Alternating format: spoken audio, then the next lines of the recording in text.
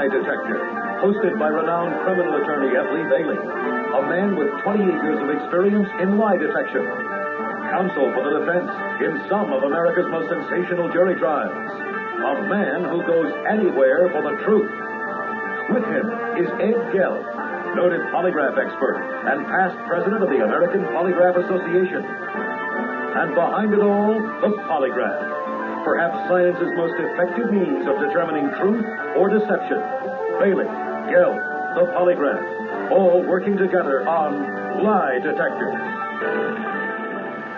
Betty, the polygraph can only determine what you believe to be so.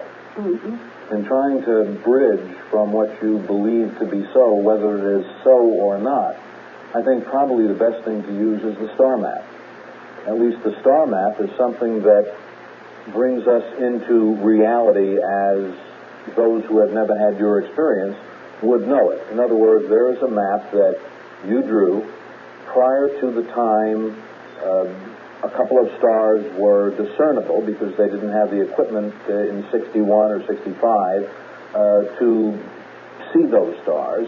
And subsequently, that map became validated. Is that correct? Mm-hmm. Okay. I think that trying to bridge what you believe to be so and what is in fact so, if we address the polygraph examination to how you obtained the information with which to draw the star map, we might at least strike at some form of reality as opposed to your perception, which you may think is very real, but which may not in fact be real.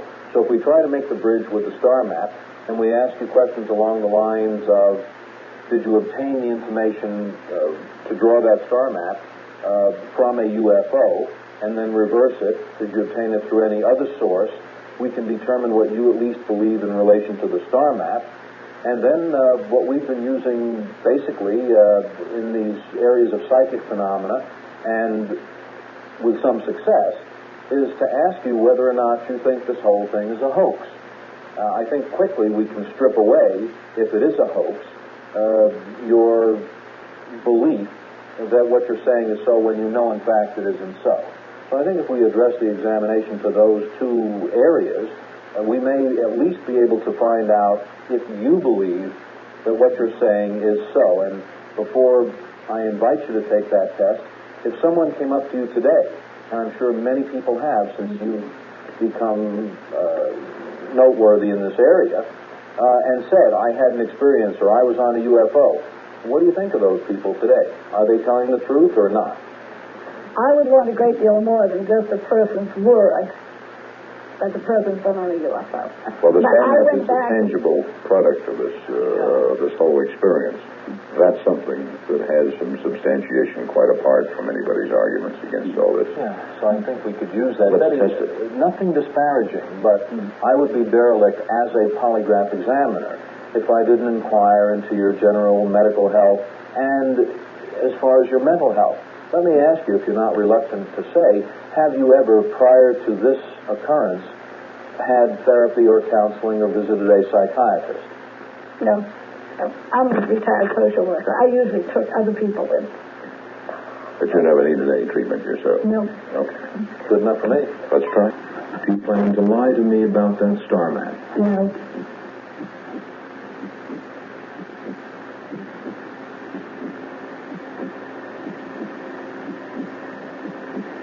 Did you initially receive that star map information while on board a UFO? Yes.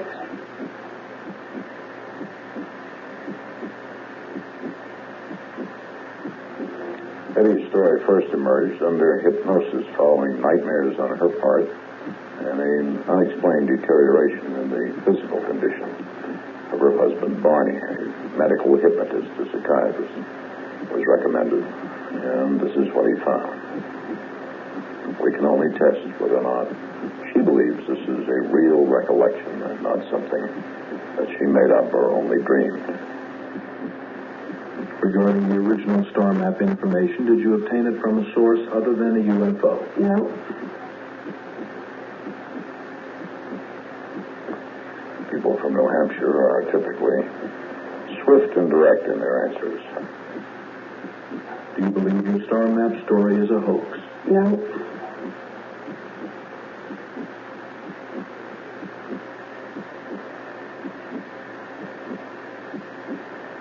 This test is over. Remain still for 10 seconds, please. The first relevant question was, did you initially receive that star map information while on board a UFO? You, as you're nodding your head, said yes. And we see in the cardio tracing a downward movement of the blood pressure as shown by measuring blood volume. We contrast that with the question before where there was a slight upswing, and more notably here in the respiration tracing, we see a very long sustained suppression when you answered the control question and almost nothing happening when you answered the relevant question, indicating a lack of stress or what we call a lack of reaction to the relevant question. Let's go to the second question. The second question was a restatement of the first. Regarding the original star map information, did you obtain it from a source other than a UFO? Now, when you created the star map, I don't believe there were any sources that could have given you those two other stars, but the question is, what did you believe? You said, no, you didn't get it from a source other than a UFO, and there's absolutely nothing happening here in this cardio tracing, showing a lack of stress when you said no to that question. But the question before, we see that you're capable of significant cardio response because we see it here with this tremendous upswing. Here again, the respiration pattern, there's that suppression that we noted in the earlier question, nothing happening in the relevant question. Let's go to the third question, dealing with whether or not you believe that your story is a hoax.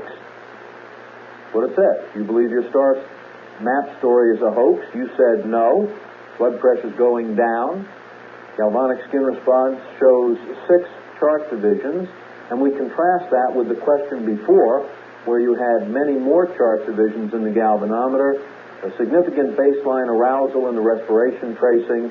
Putting it all together, Betty, you believe what you're telling us, and I wouldn't want to alienate an alien and say it isn't so. All I can tell you is you believe what you're saying. I do.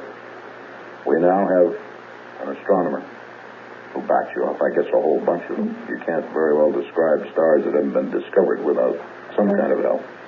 We have a scientist who's a doctor who under hypnosis under techniques that he believes were totally legitimate, came out with this story, showing at least it was in your mind, it was very real, you thought it had happened. We have the time gap, the 2 hours that disappeared from your lifetime until he restored them, and now we have the polygraph, which says you're much more disturbed by general character questions than you are by questions about the authenticity of your story. We can't, even with Steven Spielberg's help, we can't produce a spacecraft, but maybe someday somebody will, and maybe they'll be little and gray. Thank you very much, Betty. It's been a joy. My pleasure.